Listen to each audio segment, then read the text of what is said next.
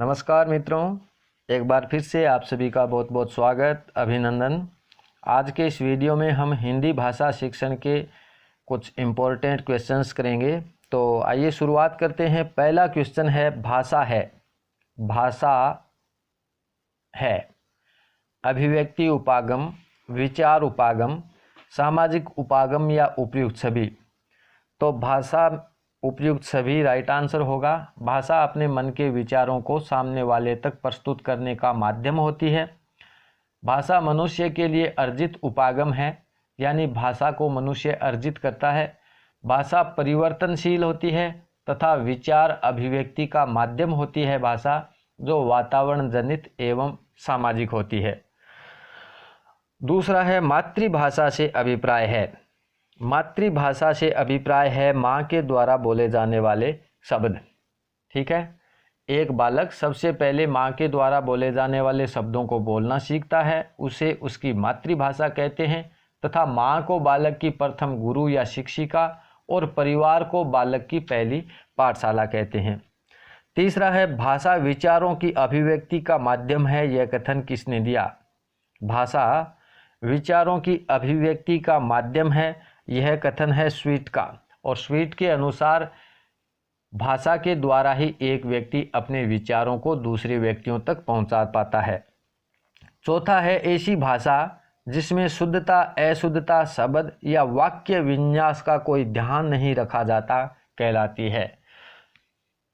तो इस प्रकार की भाषा को बोली कहते हैं, जिसमें शुद्धता, अशुद्धता, शब्द या वाक्य विन्यास का कोई ध्यान नहीं रखा जाता। पांचवा है, निम्न में से प्रादेशिक भाषा नहीं है। प्रादेशिक भाषा नहीं है।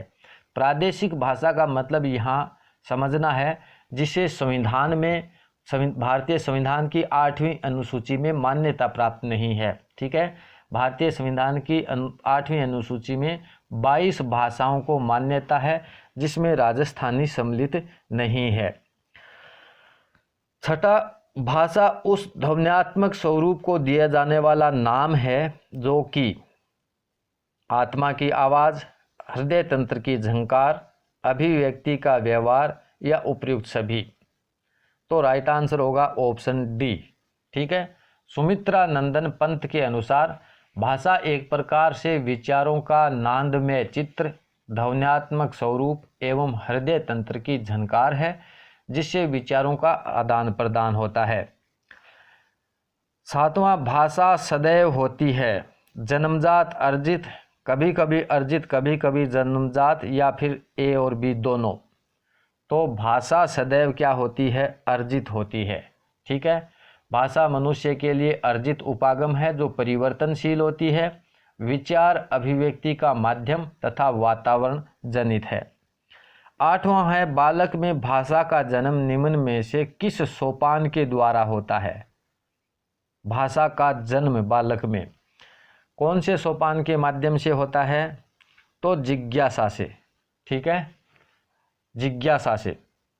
ठीक है, एक बालक जिस परिवार या वातावरण में जन्म लेता है, वह उसी परिवार या वातावरण के लोगों के द्वारा बातचीत के आधार पर होने वाले व्यवहार को देखता है, तो उसमें ऐसा ही करने की जिज्ञासा उत्पन्न होती है और जिज्ञासा के वशीभूत होकर के उसी प्रकार की ध्वनि प्रकट करने का बालक प्रयास करता है।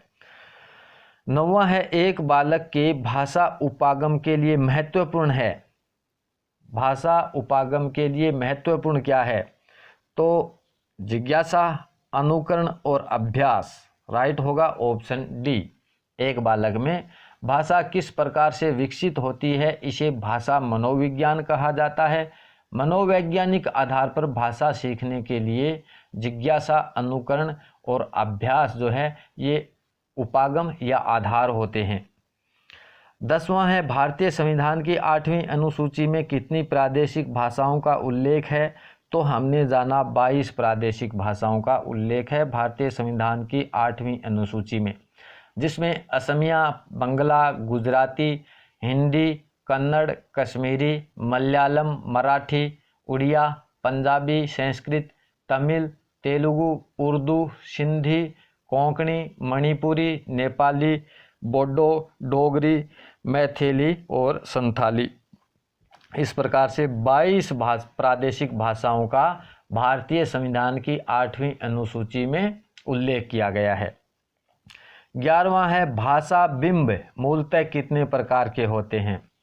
भाषा बिंब मूल रूप से कितने प्रकार के होते हैं? 4 प्रकार के होते हैं। कौन कौन से? दृश्य बिंब, श्रव्य बिंब, विचार बिंब और भाव बिंब। नेक्स्ट है कोई भी वस्तु हमारी आंखों के सामने होती है और उसी में उसका चित्र हमारे मस्तिष्क में बन जाता है तो वह कौन सा बिंब कहलाता है? जब कोई वस्तु हमारी आंखों के सामने होती है और उसी समय उसका चित्र हमारे मस्तिष्क में बन जाता है तो वह बिंब कहलाता है कौन सा? दृश्य बिंब। ठीक है, दृश्य बिंब होगा। 13वां है निम्न में से श्रव्य बिंब का उदाहरण है। श्रव्य बिंब का उदाहरण इनमें से कौन सा है?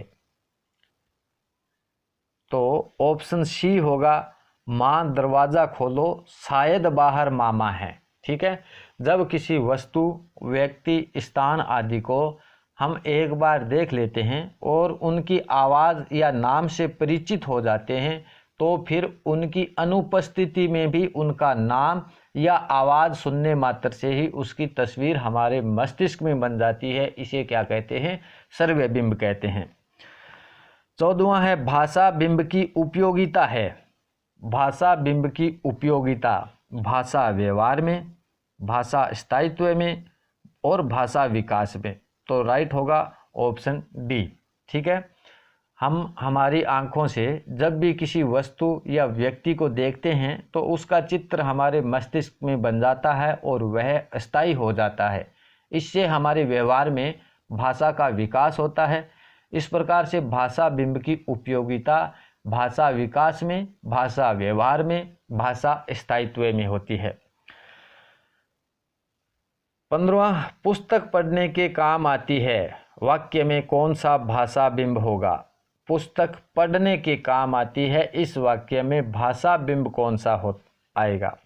तो विचार बिंब आएगा। ठीक है, पुस्तक पढ़ने के काम आती है, वाक्य में विचार बिंब है, क्योंकि जब भी कोई दृश्य या श्रव्य बिंब हमारे मस्तिष्क में बनता है तो उसके साथ ही कुछ समय बाद उसकी उपयोगिता महसूस होने लगती है। इसे क्या कहते हैं? विचार बिंब कहते हैं।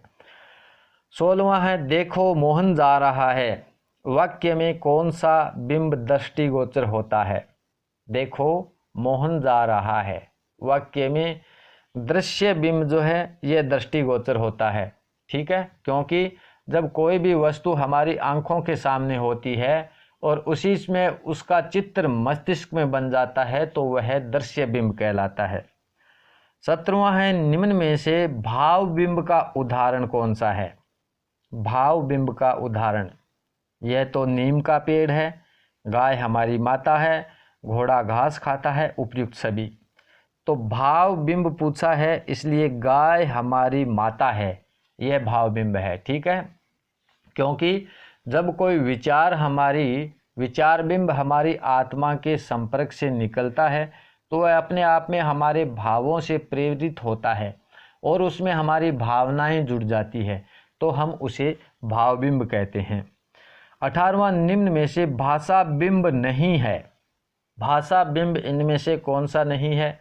तो हमने जाना था कि भाषा के बिंब 4 होते हैं, दृश्य बिंब, श्रव्य बिंब, विचार बिंब और भाव बिंब। तो इस प्रकार प्रश्न बिंब भाषा बिंब नहीं है। 19वां जब कोई दृश्य या श्रव्य बिंब हमारे मस्तिष्क में बनता है तो उसके साथ ही कुछ समय बाद उसकी उपयोगिता महसूस होने लगती है। तो वहाँ किस प्रकार का बिंब दृष्टिगोचर होगा? जब उसकी उपयोगिता महसूस होने लगती है। ठीक है, तो यहाँ पे सीधा क्वेश्चन है, विचार बिंब जो है दृष्टिगोचर होगा। ठीक, जब कोई दृश्य या श्रव्य हमारे मस्तिष्क में बनता है तो उसके साथ ही कुछ समय बाद उसकी उपयोगिता महसूस होने लगती है तो वहाँ पे विचार बिंब दृष्टिगोचर होगा, जैसे बस सवारी के काम आती है। ठीक है, 20वां निम्नलिखित में से भाषा बिंब का प्रकार है। भाषा बिंब का प्रकार हमने जाना 4 होते हैं, भाव बिंब, विचार बिंब, दृश्य बिंब और श्रव्य बिंब। तो उपयुक्त सभी राइट होगा। तो धन्यवाद मेरे दोस्तों, जल्दी ही मिलेंगे नेक्स्ट वीडियो में, तब तक के लिए नमस्कार।